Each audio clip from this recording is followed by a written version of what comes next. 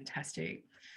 Thank you to those who have joined us this afternoon. It's wonderful to see your faces. We're really hopeful that there is a lot of information that you will take from today. I'd just like to start with acknowledging the rich cultural and spiritual connections of the Aboriginal people of the many lands in which we meet on today. I'm on Gadigal land, and I'd like to also respectfully remember the footsteps of the ancestors who have walked before us, and for all of those who will follow.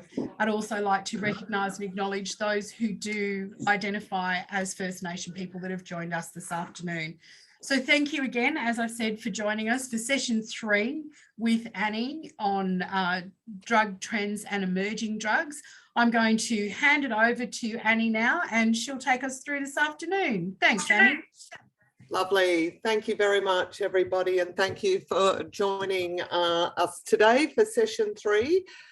Today I'm going to update you on the psychostimulant drugs. So these are all drugs that basically stimulate the central nervous system to make the heart and blood pump faster. They can also cause psychosis if you have too much of them, particularly because a lot of these drugs work on the dopamine receptors in the brain. So the main ones we'll focus on today are MDMA or ecstasy. We'll talk about methamphetamines and ice, and we'll also talk about cocaine, which has been increasing quite significantly in Australia in about the last 5 or so years. And I'll also provide you with some harm reduction strategies in relation to those drugs, and also go through what toxicity or overdose can look like. And if these signs and symptoms are occurring, it's really important that people go and seek medical emergency very quickly. So just by way of introduction, I've worked in the alcohol and drugs industry for about 32 years in education, but also I've done quite a lot of research with the National Drug and Alcohol Research Centre, and also taught at the University of New South Wales, University of Sydney, and also University of Western Sydney. I currently work part-time at the Alcohol, Tobacco and Other Drug Association of the ACT.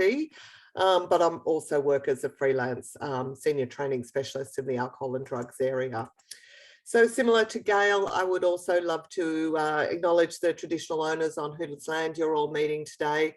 I'm speaking to you from Bundjalung country up in the Northern Rivers, and I'd like to acknowledge the traditional owners and custodians on the land on which we're all meeting today, and pay respects to elders, families, and emerging Aboriginal and First Nations people.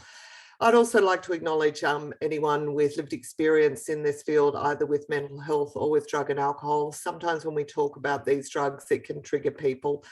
So please avail yourself of Lifeline or any other support services if any of the information I provide today triggers you in any way. So what I want to do straight away is, we haven't got polls set up in Zoom, but I'd be curious to know if anyone remembers from the first session that we did, what proportion of the New South Wales population reported that they'd used MDMA or ecstasy in the previous year. Does anyone like to have a guess? Oh, you're all silent, so I will just tell you the answer. It's actually 3.1%. The use of this drug had increased in since the previous survey in 2019, and it's estimated that about 600,000 Australians, that's all over Australia, had used this drug in 2019. And basically, the mean age that people start to use this drug is about 22. But about 1 in 10 in the 20 to 29 age group reported that they'd used this drug last year. The main form of the drug that we have available in Australia is capsules, rather than the pills that are pictured on the left-hand side of the slide here today. So I guess there's a lot of, perception, particularly with this drug, and particularly amongst young people, that it's a relatively safe drug, and it makes it quite difficult to educate young people about. And it's not safe. It might not cause as much death as something like methamphetamines or even cocaine. But as I said before, MDMA toxicity can be fatal. and deaths around the world are increasing, as well as the potency of the drug is increasing. What tends to happen is that ecstasy can cause your body temperature to increase by about 1 degree. And one of the really serious concerns that can happen is something called serotonin syndrome. And that's when people get dehydrated, they overheat, and they can have, a heat stroke. This can lead to basically people dying. And as I said before, a lot of the potency of ecstasy in all forms, so that's pills and capsules and powder, is increasing around the world. And the main manufacturer of this drug is the Netherlands. And we are seeing, with changes also in the precursor chemicals that are now available to make MDMA, that is causing a lot of the potency to increase related to this drug. So it was actually first developed about 1912 by a German pharmaceutical company called Merck. And it was intended as a parent compound to synthesize medications to control bleeding. However, the drug didn't work for that, so they put the drug back into the vault, and then it re-emerged in the 80s. And it was sold sort of freely in bars, firstly in North America, and about 1985, America and then other countries around the world basically made it illegal, and we were very quickly following suit. In about the 1970s, the drug started to be used by a guy called Alexander Shulgin, and he was a psychopharmacologist who worked at Harvard University. And his wife was a relationship counselor, and the two of them used to use it for relationship or marriage counselling. And now we're finding that it is being used quite a lot, or there's certainly clinical trials into it looking for the treatment of post-traumatic stress disorder. It only works if you haven't used the drug recreationally. And Alexander Shulgin was famous for sort of saying the first 4 times you use it, it's amazing. And after that, it's a law of diminishing returns. So it's essentially a stimulant. So it speeds up all the messages in the central nervous system, and it can also have hallucinogenic properties. It's often referred to colloquially as the love drug. And certainly when this drug emerged on the scene in the 80s, it kind of like overlapped with the birth of techno music. A lot of people would like take this drug and go to dance parties and find that they have a real affinity with other people. They love the music, and that's where the sort of name, the love drug, came into. So it comes in pill form, but as I said, we are more often than not in Australia have capsules. And you can buy a cap or a pill for about $25. So when it first came on the scene here in the late 80s, it was $75 a pill. So it's decreased quite significantly in how much it costs. Although if you go to places in the Netherlands, it's more like about $5 each. You can also buy it in a point, and a point is about 1/10 of a gram. And that averages about $25. If you want to buy the crystal, it's more expensive than the powder. And this is, you might have heard in America, particularly, they talk about Molly. That's more relating to the crystal form of it rather than the powder form. About 98% of people who use this drug in Australia swallow it, but it can be snorted, can also be shafted, so some people can take it, it can be injected. It's not very pleasant if it's snorted. It really, is quite kind of nasty on the nose.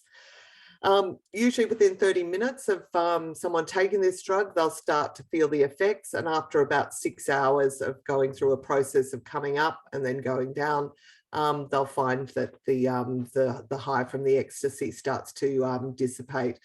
Although a lot of people find that they will use up a lot of sort of serotonin and dopamine, so people might feel depressed a couple of days after using it. We don't have anyone accessing treatment services for this drug in Australia. We get approximately, there was a study done a couple of years ago by a friend of mine, and she'd looked at ecstasy deaths in Australia and found that there was on average about 20 deaths a year associated with this drug. So what does it feel like when you take it? Well, you can see, why a lot of people like this drug. It produces euphoria and a real sense of well-being and a feeling of intimacy with each other. People get increased energy and confidence, have conversations with strangers that they wouldn't normally have. And this can result in a lack of inhibitions. People can feel like they're a bit of a dancing queen on the dance floor. And I guess one of the harm reduction advices that we were saying to people very much when I used to do outreach at dance parties in the Netherlands was that it was, really important not to wear a hat, to try and, stay cooler. As you can see on the latter part of these of the slide, some people can experience nausea and sort of increased sweating. And again, this is sort of relating to the extra heat that people produce. And then if you dance on top of that, you can, that's where some of the neurotoxicity can actually happen.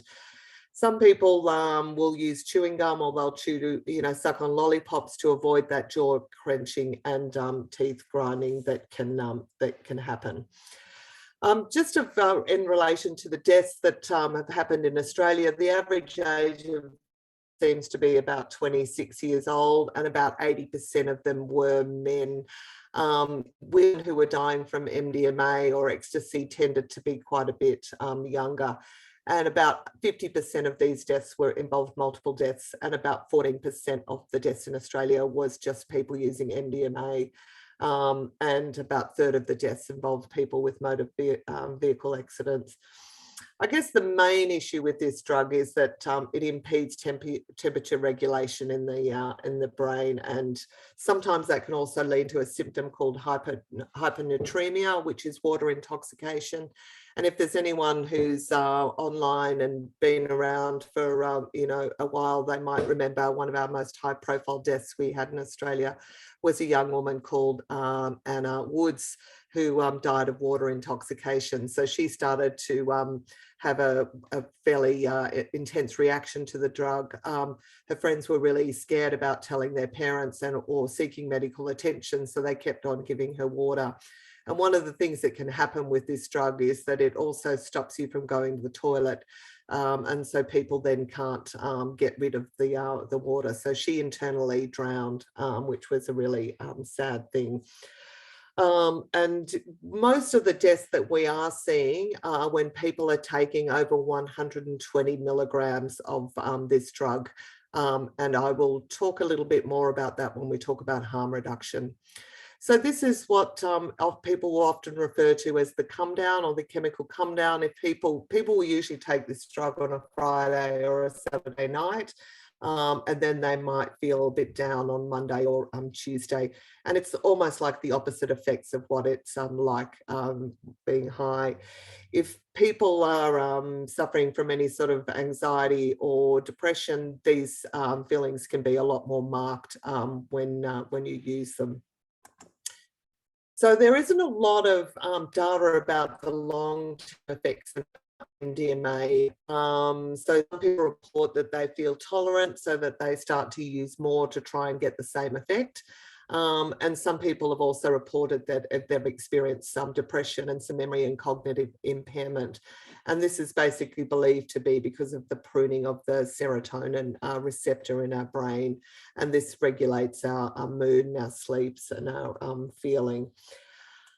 So it's really dangerous if you mix this drug, or it's much more dangerous if you mix this drug, particularly with other stimulant drugs. And that's just because of the double effect on the heart, and you'll increase, the heart rate and stuff, which can be dangerous. So, and certainly when people began using this drug in the 80s, they were not mixing anything else with it. And we're very much polydrug users in this country, but really, if you're going to use these drugs, you better to stick just with one drug rather than putting other drugs in the mix, including alcohol. And particularly if you use a drug like cocaine, often what it will do is that people won't get as high, but they'll just get the stimulant effects from the MDMA and the cocaine together. It is dangerous, however, to mix with the old-fashioned forms, so the first generation of antidepressant drugs, which are called the MOIs. because this can lead to serotonin syndrome, which can be fatal. It doesn't interfere so much with the other SSRIs, but it may interfere with their effectiveness. And so people might feel a lot more depressed than they would otherwise. And it's important with herbal substances like St. John's wort, which is natural, antidepressant, or ginseng or nutmeg. These can increase serotonin levels, so it can also be dangerous as far as overdose or toxicity goes. So this is what MDMA toxicity looks like, and it's really, really important that people seek medical attention immediately as soon as they start to experience any of these type of symptoms. There was a study that came out just last week that sort of said about a quarter of people going to festivals were, about half the people going to festivals were really scared about the police presence at them. So we're often taking more of the drug, or if they saw the police, taking them all in, double dosing and taking them all in one go, which can be really kind of dangerous. They also found that in the study that anyone using MDMA were quite scared of the police, and therefore they were not necessarily accessing accident and emergency as soon as some of these symptoms started to appear. So as you're getting down to the bottom of this list where people are experiencing seizures and stuff, it's almost too late for people to do something. So at the first sign of anything going wrong, really important to tell your clients that they're using this drug to go and seek medical assistance as soon as possible. Just want to talk a little bit about the ACT. This is the most progressive jurisdiction that we have at the moment, and they're the only jurisdiction that is doing drug testing or pill testing. So this happened at two festivals in 2018 and 2019. And basically, I've just got the results of the 2019 testing services. So they tested 170 drugs. 234 participants visited the service, which was twice the number of the year before. The main substance that was identified in the drugs that people were getting tested was MDMA, but they also found that there was cocaine and ketamine and methamphetamine in it. There were 7 really dangerous substances which were found in the pills, and they contain something called N-pentathetone, which is a synthetic stimulant drug, and basically all people who had this in their pills were basically discarded in the amnesty bin. This is like N-pentatone is a cathinone, and it's what we would call the research chemicals or the new psychoactive stimulants or psychoactive substances. There's a whole lot of these research chemical drugs that are basically made in factories in China. Basically one of the big problems with this one is that people can have quite full-on hallucinations and bizarre behavior and can't sleep for about 72 hours. And they can also overheat and have seizures and heart attacks and stroke and death. So it's a pretty nasty one. And it's been found in our pills, which is why I'm a really big in favour of basically Australia implementing drug checking services. And as I said in session 1, we used to be a big leader in harm reduction, and now places like Slovenia have drug checking services and we don't have them, which is a real shame. What tends to happen when you have drug checking services operating is that it basically cleans up your drug market. So none of these nasty drugs are end up being so much available, which is really important. So we've got some really good harm reduction information available. If you've got clients that are using them, please encourage them to have a look at We Are the Loop, or there's another one, DanceWise, that is run by the New South Wales Users and AIDS Association. And what they would really sort of suggest is, particularly if you're not able to test your drugs, like people can test them with reagent kits, but that won't tell you how much of a particular substance is in it. It will just tell you if there's presence of that drug. So, they're not necessarily that effective. Whereas if you go to, when I worked on the pill testing service in the Netherlands, people could take, a substance in there and it would be analysed, and basically you would know how much MDMA was in that particular tablet. So we could be really, really prescriptive in our harm reduction information. And basically, as a general rule, 1 milligram of MDMA is equivalent, you should be given a dose, but one milligram per, let me just start, one milligram per kilogram of body weight. Basically, and most of the tablets when I was working over in the Netherlands had about 80 milligrams of MDMA. So someone that was about 80 kilos, that would be a non-fatal dose. It's 1 to 2 milligrams per kilogram of body weight is the exact, is the best amount. Now, people that are using this in a medical type of setting would say that you should not use more than 120 milligrams over a night. So they would suggest that you would, have about 60 milligrams and then halve the amount if you want to redose a couple of hours later, and then halve the amount again and then go home. Once you've taken over 120 milligrams, like it basically, you've used up the serotonin. So all you're doing is basically causing more toxicity and not necessarily getting a better effect. So, and one of the things that we've found in the tablets that are coming over in the out of the UK and Europe at the moment is we've got pills that have got about 280 milligrams in that. So that's suddenly a very fatal dose, particularly if you're a 50 kilogram young woman and you take one whole pill. That's almost 5 times more than that what you'd be having if you were having it in a sort of therapeutic dose. So try to avoid mixing with alcohol or other drugs, particularly cocaine and ketamine. You're more likely to have an overdose. Really important, if you're getting hot, that you take regular breaks from dancing because of the hyponatremia that can happen with it. We've got really specific information about how much water you should be drinking if you're active. If you're not active, have half of that amount. A lot of dance parties will have sort of chill out areas where people can just go and take a break and just cool down a bit. If someone's overheating, it's really important to take them to a cool place and remove their clothing and take them out of the sort of like the club setting if that's where they're using the drug. And as we said before, if they're experiencing any of those negative side effects, they seek medical assistance immediately. So this is the DanceWise website. Totally got fantastic evidence-based information there on most of the drugs that are used in the club setting. So please avail yourself of that information. DanceWise, these are some of the information they have available on their website. They also will put out drug alerts. So because in New South Wales government, despite the fact that when they did a big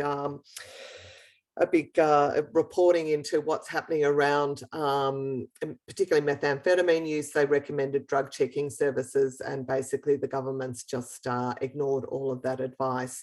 So there is an early warning system that happens when they've noticed that there's bad drugs on the market, and you can see these and New South Wales Users Association puts out these alerts to their clients. So this is a really good way to find out what's kind of happening. And you can see like something like 25C in BOMI, that's like a full-on hallucinogen that's about 50 times stronger than LSD.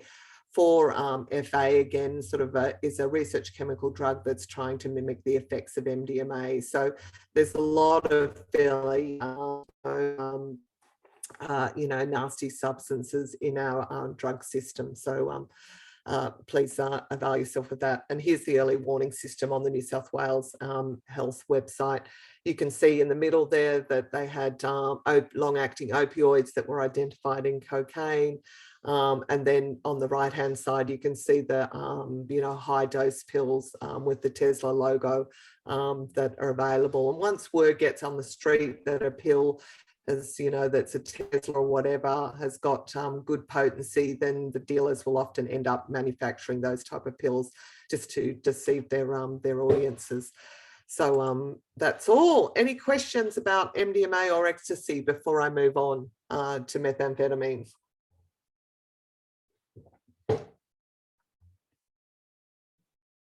No? Silence? Okay. Quiet bunch today, but if there are questions, Annie, sorry, I'll just flick my camera on as well. If anybody does have any questions, please just pop them in the chat bar, and we're hovering over that as well. Okay, Gail, you keep an eye on that because I've cut my camera down so I can't see myself. So let me know. Great. No worries. Thank you. Thank you. Thanks a lot. Okay, so again, this is just a question for you guys. The media really pushed this one about 2008, when there was a lot more methamphetamine available in Australia. And a lot of people sort of like felt, and certainly, there was a strong belief that if you use methamphetamines once, you would become dependent on it. Now, while people might have a great time when they use it the first time, it doesn't mean that they'll be hooked or become dependent or become addicted on it. But of course, if you try it and you've had a pretty kind of like yucky life, and then you taste something that provides you with a high like methamphetamine does, it can mean that you might be interested in using it more. So essentially, the answer to this is false. If you get addicted to any drug, as I said in the session, one, you'd have to use it regularly, and that's like a few times a week for a number of weeks before your body starts to become dependent on it and then crave it, and then you get withdrawal symptoms. So, but there's definitely why we would prefer people not to try things in the first place, is because if they have a really positive time with this, then they may well feel like they want to use it again. And there's no other drug that gives you the high methamphetamine does. So, and I'll particularly talk about how methamphetamine works in the brain in the next couple of slides. So this is a very strong central nervous system stimulant, and it produces, again, because it works mainly on dopamine, but also to a lesser extent serotonin and noradrenaline. People get this amazing feeling of pleasure and increased confidence and energy and drive. So what happens when you take methamphetamine is that it raises your dopamine levels from baseline between 500 to 1200% above baseline. So it gives you that amazing euphoria, which is like nothing you've ever experienced. And that can be that's one of the most Moorish things about this drug.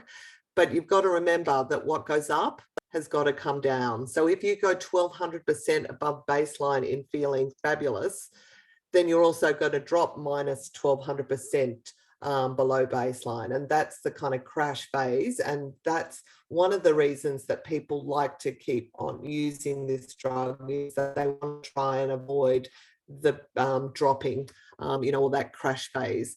But the longer you continue to use this drug, and sometimes, people will go for 2 or 3 days where they'll just keep using this drug to avoid the crashing.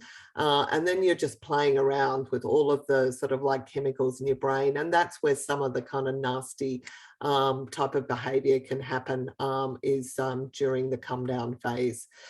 So it mainly comes in the crystal or form. We don't really have that much powder around, or even base. And base is basically, there's been when people have tried to convert the powder to a crystal form, and it hasn't worked out very well. So we used to have a lot of more base and powder around, certainly in the 1990s. But we started to get basically methamphetamine coming into Australia around 2000. And since that time, the purity has increased significantly. So now, since about 2010, the purity is about 80 to 90% pure. So the effects last for 4 to 6 hours. The the high, and then people will have the come down unless they redose, and then it'll last quite a bit longer, another 6 hours. And then people won't eat, they won't sleep, they won't drink, you know. So, and then if we if you do sort of what we will call a binge or dependent use, is associated with more problematic behavior. So people can get psychosis, they can get paranoid, they can get aggression. And basically psychosis happens when you get the oversupply of dopamine in your brain. So too much dopamine can cause psychosis. Too little dopamine causes depression. And that's one of the long-term problems with people have destroyed their dopamine system, and that needs some time, up to 1 to 2 years sometimes, for it to repair.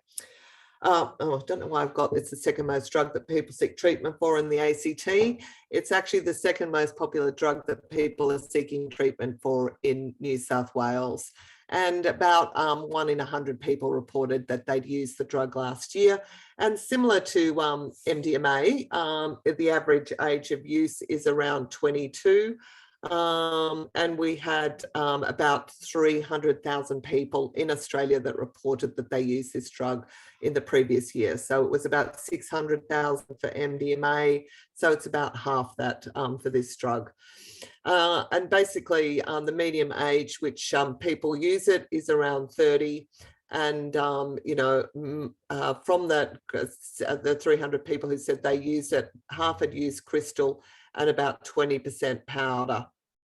And we've definitely seen the doubling of death rates of this drug in the last 10 years. So this is just about how methamphetamine works in the brain. So as I said, the main receptor that it works on is dopamine, which gives us pleasure and motivation. And that's so, you know, if you're having a beautiful romantic meal with your partner, you know, in Bali, let's just pretend it's nice and warm, you know, you're in love, you'll get this release of kind of like dopamine. Or when you take methamphetamine, it'll give you a massive release of dopamine. It also works on our noradrenaline, which is our fight or flight sort of system in our brain. And we have this from evolutionary times when we need to run away from wild animals that might be chasing us. And, you know, basically when we've got fear happening, we have this abnormal strength that would happen that we wouldn't normally. So the blood will run to our extremities and we'll have this amazing strength that we might not normally have, and we'll be able to scale fences and those type of things. So when you take methamphetamine, it'll artificially switch that on. And that's where, again, you know, sometimes people will see and perceive things and fear things that are not necessarily happening. So say, you know, someone's approaching them and they're in a blue shirt, they might think it's the police, they might think they're about to be killed. So therefore they will fight for their life, or they'll run away and, you know, or try to get away from things.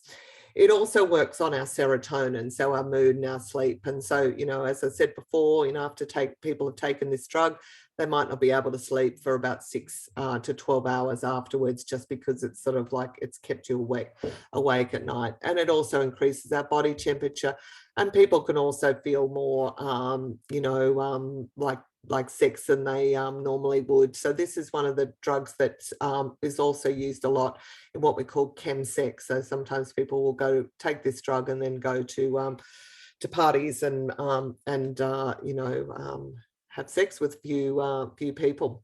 So one of the problems that we have is that the dopamine system runs through 2 parts of our brain.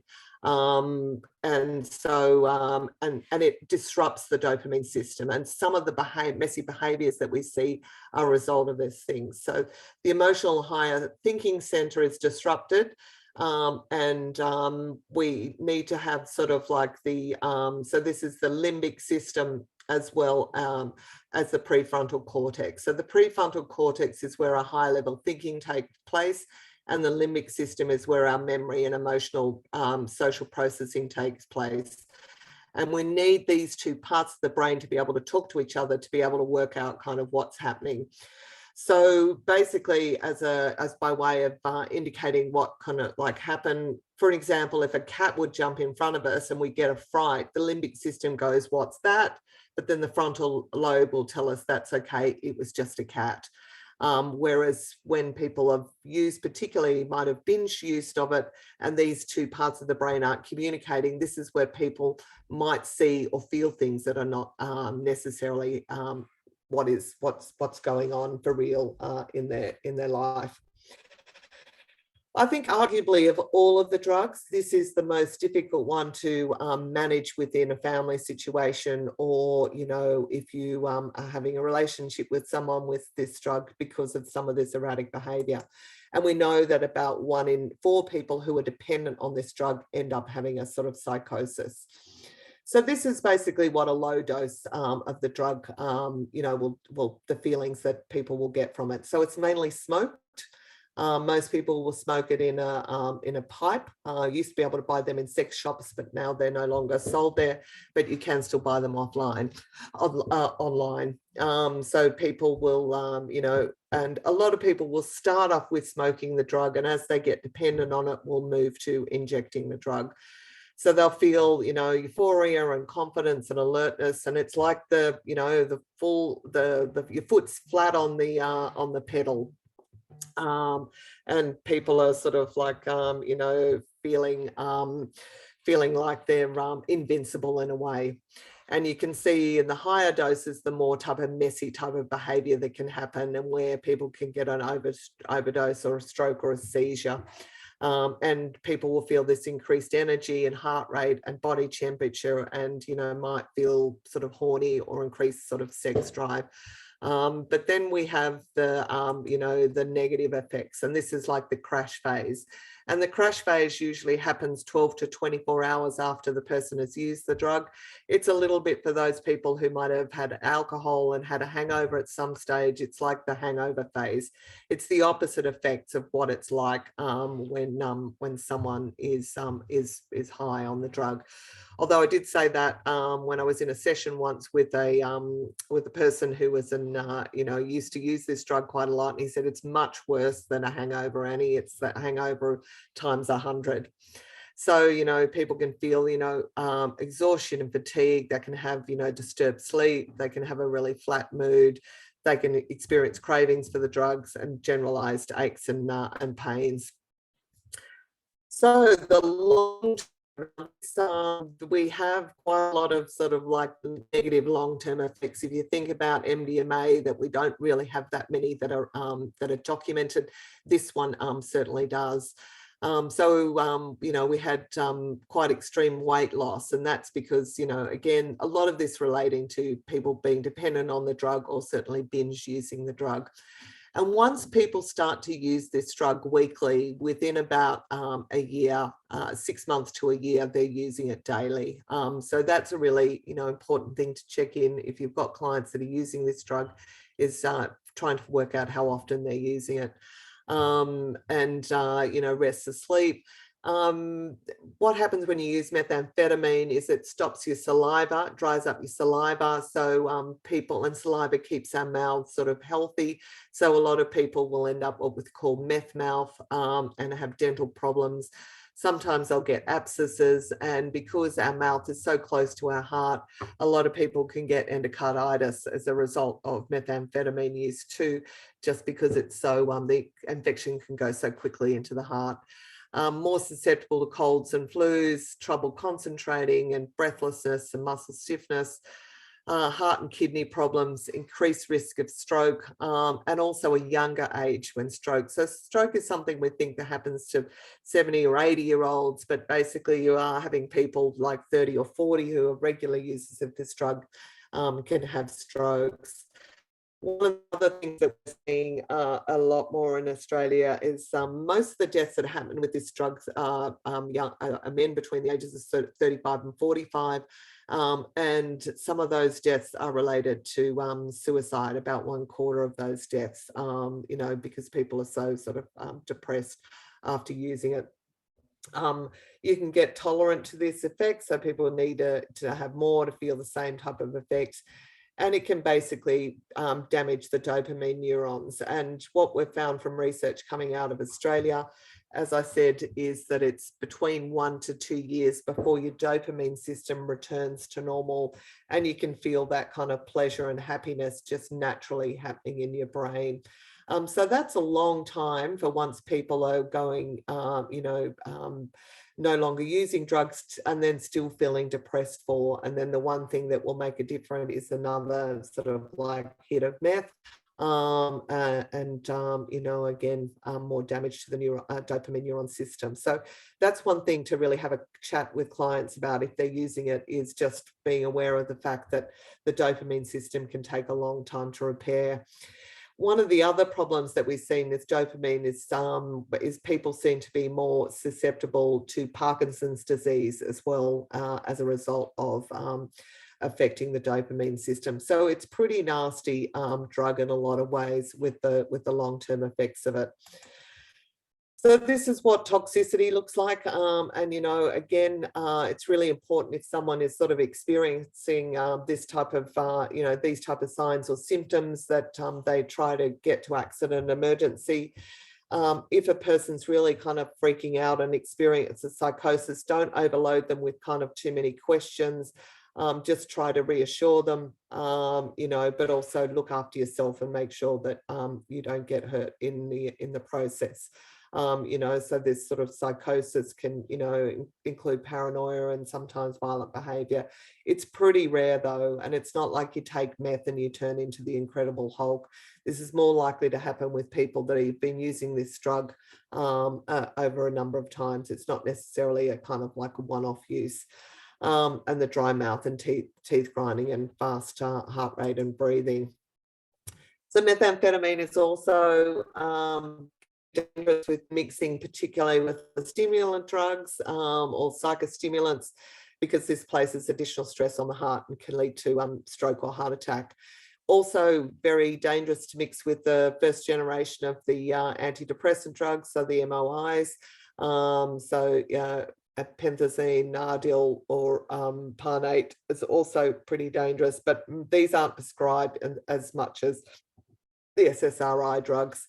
And a lot of people will use cannabis or benzodiazepines like Valium or Xanax after they've used methamphetamine to try and kind of bring them down and to be able to go to sleep. And again, this is just dangerous because what you're doing is just increasing you're giving different messages to your central nervous system. So this can also result in things going wrong.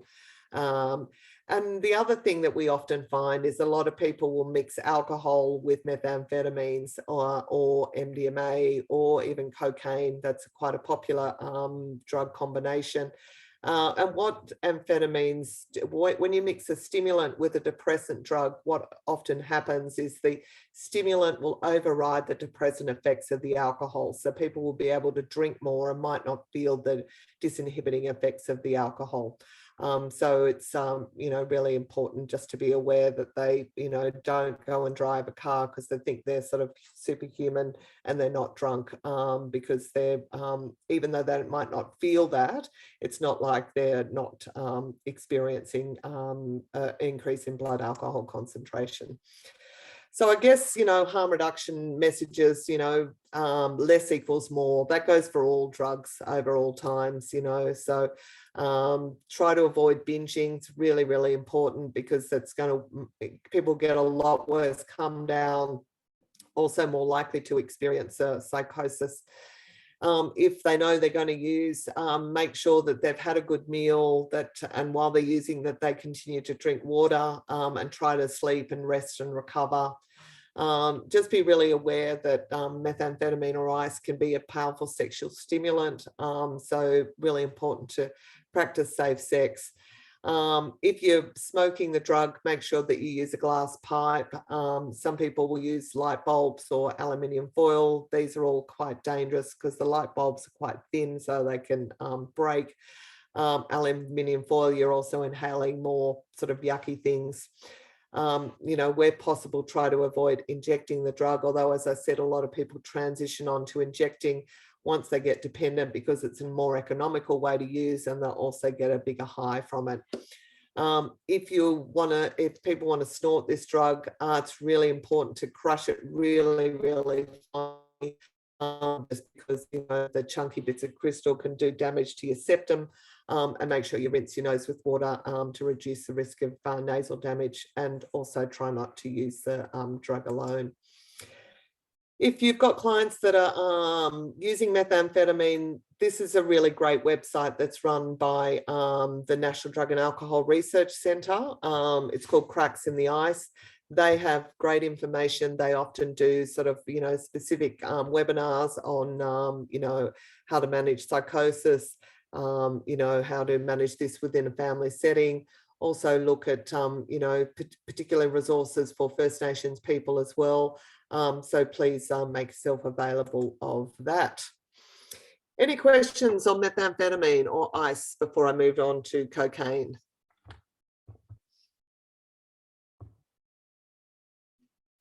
No?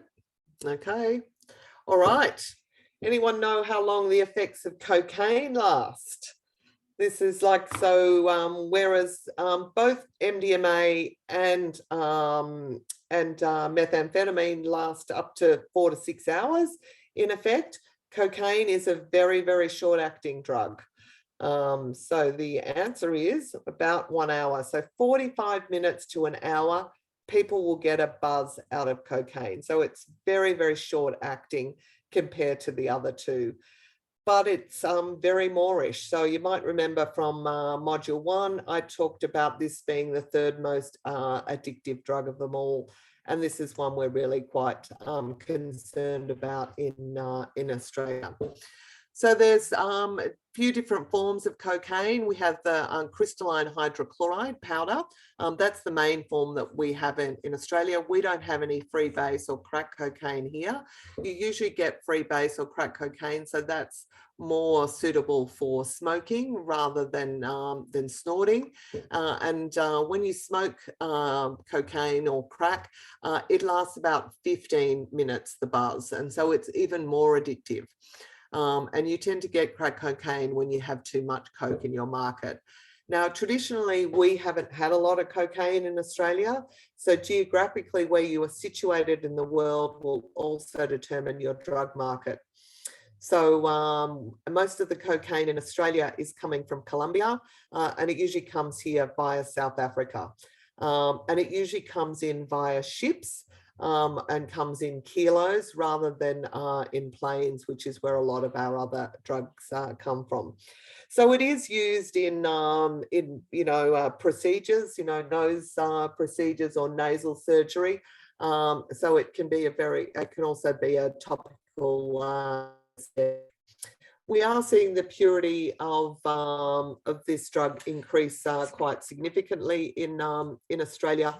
So I think the average purity in New South Wales is about, let me have a look. So in 2018, 2019, the annual median purity ranged from 41% to 79% in South Australia. And in New South Wales, it averages around 62%.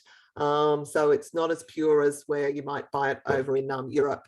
So people in Europe will pay up to $80 a gram, or in America, $50 to $80 per gram. You can see how much it is here.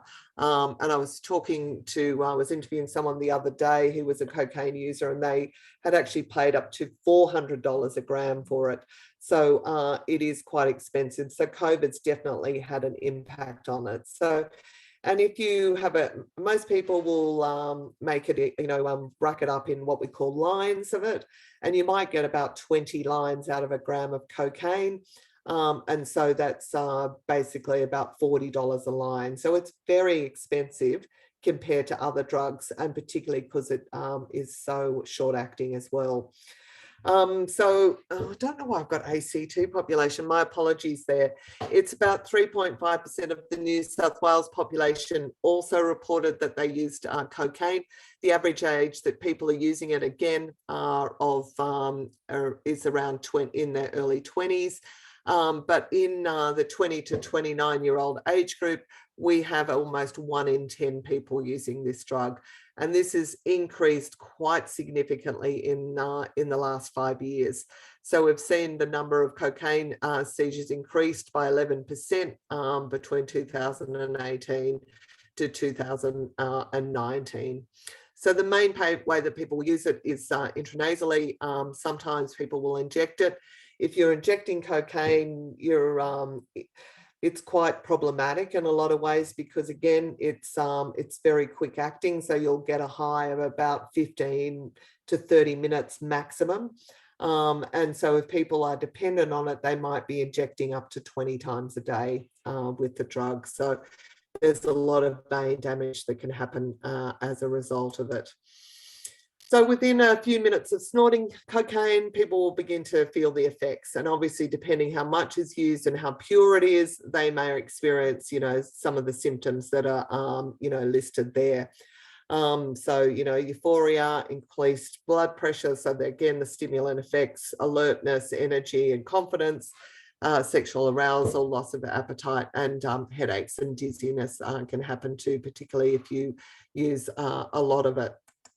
But again, it only lasts for about an hour. So frequent and long-term use of the drug can result in dependence. Some people can experience sleeping problems, so insomnia and exhaustion. People can also get damage to their septum or nosebleeds from snorting the drug.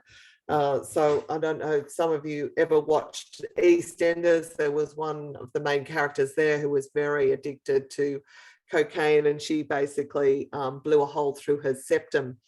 And the problem with that is that you can't taste or smell anything anymore, and it looks pretty ugly if you have a silver septum in your nose as well. So again, opposite effects of what it's like to be high. People will get a loss of interest in sex. Many drugs, stimulant drugs, they can also lead to impotence. So even though you might feel horny, you might not be able to do much about it. People can get paranoid and depressed and get anxious. And also, if you have too much of it, you can get a cocaine-induced psychosis, so seeing and hearing things that are not really there. This is what an overdose or toxicity of the drug looks like. So, nausea, vomiting, heart palpitations, chest pain, and increased body temperature can lead to seizures, convulsions, heart attacks, and strokes. So we are seeing the amount of deaths with this drug increase quite significantly. And I'll just pulled a report out that came out today, and I'll talk about increased drug deaths with cocaine and methamphetamine as well. So one of the dangers, as I was saying before, this drug, a lot of people will mix alcohol with it. And this is called, the two of these two together causes this toxic metabolite called cocoethylene, which is quite dangerous for the heart. Again, we would recommend not having alcohol with it. And if you are having alcohol, don't have a lot of it because, basically it's going to result in a greater come down and more things kind of going wrong. So people are also more likely to become paranoid and aggressive when the two drugs are combined. Also not recommended to mix any of the other psychostimulant drugs with it because, again, you're putting this double stimulant effect on your, on your heart. So this can result in heart attacks and seizures and strokes. And again, because people might be sort of buzzing and they want to go to sleep, they might use cannabis or Valium or Xanax to go to sleep. And again, this can result in toxicity and overdose and is to be avoided if possible. And I think the other thing that a lot of people recommend too with this is that often what people will do is they might, they'll redose with the drug after about an hour and they'll do bigger lines than they had the first time. And again, a lot of the harm reduction advice would be is to reduce the size of your lines rather than increase the size of your lines as the night goes on. So again, we have these were some drug warnings from last year. So cocaine, they found cocaine to contain heroin and large amounts of lead cocaine, which is a local anesthetic. So a lot of people will test whether or not when they do, maybe if they're buying from a new dealer or something, they'll have a little bit of cocaine on their finger and they'll put it on their gums to see whether or not it's real, and they get an anesthetic effect. If they've got an anesthetic effect, they'll assume that they've got the good stuff. But you can also use cocaine, so it's a local.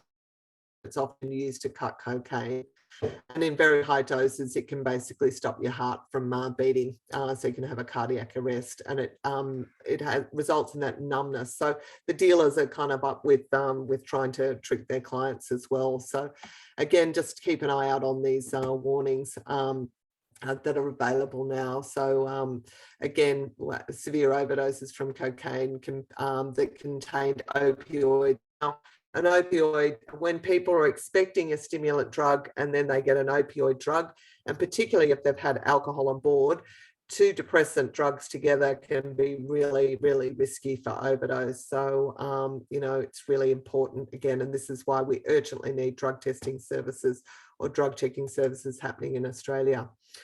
Again, there was that nasty pethtetone, which was found in MDMA tablets in the ACT in the drug checking service. It was also detected in cocaine in Melbourne, and this was again from last year. So it's a synthetic stimulant, and it's often missold in cocaine and MDMA. So just be aware of that. So some harm reduction and avoid. So basically really important to, make sure that you rinse your nostrils regularly to avoid nasal damage in between, having lines. Really important, particularly with COVID still rampant in Australia. And also, a lot of people can get other bloodborne viruses if they're sharing like a straw, or snorting equipment. So again, if people are using it, have their own straw or their own snorting bit of equipment. It used to be really kind of cool to basically, use, and you see this a lot in, old American movies where they're using cocaine is having a $100 American banknote to sniff your cocaine, which is just saying to people, you've got a lot of money.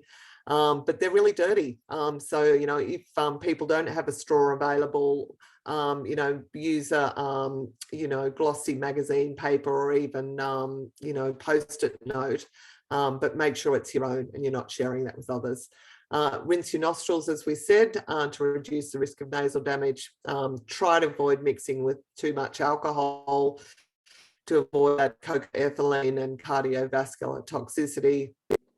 Again, as I said before, try to reduce the size of your lines as the night goes on rather than make them bigger, because you're actually, you don't necessarily get more high after you've used too much. And that's all the same with all of the drugs, is once you've used up once the receptors in your brain have been, giving you that kind of effect, it doesn't give you the same type of high that it did the first time. So less is more, again, is really important, and particularly with a drug as moreish as this, as cocaine. So try to set limits on the amount that you'll use. As I said, the bigger doses aren't going to capture the same rush. If you're smoking crack, which we don't have a lot of in Australia, as I said, unless people are making it themselves here, much more, use a glass pipe than an aluminium can or a light bulb, and try to avoid using it regularly. So if you're finding it hard to go without, it's probably time to take a break or maybe seek help from a professional. So this is just some new information that's come around from the ecstasy and related drug system, which is a sentinel study that's conducted every year by the National Drug and Alcohol Research Centre in Australia, and they interview about 100 ecstasy and related drug users from every jurisdiction. So these are basically to be eligible for this study. So this is a regular cohort of ecstasy users. So to be eligible for the study, you need to have used ecstasy at least once a month in the last 6 months. So the median age of these people is 24, and they're in capital cities. and about 2/3 of the sample is male, and they're fairly highly educated compared to another study, which I'll show you on the next slide, which is looking at people who inject drugs, and they're recruited through snowballing or through social media. And the research basically found significant increases in reporting of cocaine, ketamine, and non-prescribed pharmaceutical stimulants, including magic mushrooms and also vaping. They also found a significant decrease in ecstasy use, and they found that purity had decreased, but the price of the drug had increased. And they believe that the market had been quite disrupted during the COVID pandemic. So you can see their past month use of sort of ketamine and LSD is a lot higher than it is in the general population. So they're also using amyl nitrate, they're also using nitrous oxide, and they're also using, you know, a lot more increase in e-cigarettes. So this is 2020 versus 2021. So we have seen really big, you know, except for amyl nitrate and nitrous, we saw it pretty well increases in all of those drugs amongst this group of ecstasy users. You can see also that use of any cocaine had increased significantly. So again, 80% of this group had used cocaine in the last month. Of people who'd used cocaine recently, 7% reported weekly or more frequent use. And of the people who'd consumed cocaine in the last 6 months, 98% had snorted it. And 77% of people felt that cocaine was easy or very easy to obtain. You know, again, this is a group of people that are already engaged in drug use. So this is the illicit drugs reporting system. These are people who have injected drugs at least once in the past month. There were about almost 900 people who participated in this study, mean age of 45. So, you know, at least almost, you know, 20 years older than the cohort of ecstasy and related drug users. 2/3 of them are male. It was the first survey that they've done in the 25 years of drug monitoring, that methamphetamine was their first drug of choice. And they also reported that they injected it more frequently. They found that methamphetamine had increased also in this cohort from 72% to 80% between 2020 and 2021. And they found that the cost of a point, so a point is 1/10 of a gram, had decreased from $100 in 2020 to $50 in 2021. There was also a perception that the perceived purity and availability of methamphetamine between the 2 years had increased. And they found that heroin use had decreased in this group from 63% to 50%. But the price of heroin had increased from $70 to $80 a point. But there was increased purity and availability of heroin in that time. So we traditionally didn't have a lot of heroin in this country from around 2000. And now since about 2017, we've started to see a lot more heroin coming into this country and more deaths associated with it. So this was a study I was just released today by the National Drug and Alcohol Research Centre. This is looking at drug deaths, and I've just pulled out the drug deaths involving methamphetamine and cocaine here. And you can see that there were 500 overdose deaths involving amphetamines amongst Australians. So almost 1/3 of the deaths, and these are not including alcohol deaths and smoking deaths. These are illicit drug deaths. So, you know, predominantly about sort of 65% of those deaths were opioid deaths mixed with other drugs. And you can see that there were 86 overdose deaths involving cocaine. Now, we used to have about 20 deaths a year associated with cocaine. So you can see here that the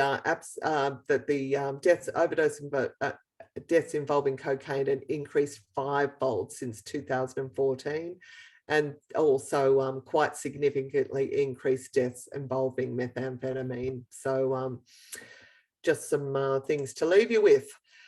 These are some good harm reduction advice that is available from the New South Wales Users and AIDS Association. It was really about, you know, information for clients around, you know, sharing of drugs, or being careful that they cleaned their products, or they didn't share, you know, injecting equipment or spoons, or, you know, or bags or anything like that. So again, there's some good COVID information for clients if they're still using these drugs.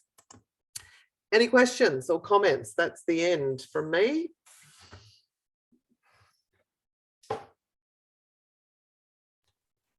Extremely informative there, Annie. So thank you very much. Do we have any questions from anybody that's online? Anything that they'd like to clarify? Now's the opportunity. You've whizzed through that one, Annie, and yes, you deserve a big drink. I know. Well, is there, I mean, even if there's any other questions about other drugs that I didn't kind of cover, I'm happy to take those as well. I don't know if anyone's got any questions around ketamine at all, because we have seen increases in the use of that drug, in particularly amongst clients that are using ecstasy and related drugs. Quiet crowd this afternoon, Annie. Very quiet. Maybe everyone's just turned their cameras off. or answering emails. Anything's possible. Anything's possible. Okay. Well, if there aren't any questions, Annie, I know that if there are, we can certainly put them in touch with you in regards to any follow-up. But again, thank you so much for sharing your time with us and helping us to understand all of the different drugs that are out there and the effects that they have upon us as well. No problems, Gail. And thanks for everyone for your attention. I hope that was useful. If you were shy about asking anything in the group, I'm happy if you want to email me at annie@anniebleeker.com. If I don't know the answer, I'll be able to find someone who does know the answer for you. But I hope I've sort of like filled in some of the gaps of knowledge that you might have had about those drugs. And I'm happy to take any questions beyond today. I know there's sometimes people are shy in forums, so thank you for your attention, and go well, stay warm, hope you survive the winter, and thanks again. Terrific. Thanks, Annie. And there's lots of thanks coming through in the chat line as well. So thank you to everyone. As Annie said, stay warm, be safe, and we look forward to seeing you another time. No problems. Thanks, Annie. Thank you, Bo. Bye. Thanks, everyone. Thank you. Thank you.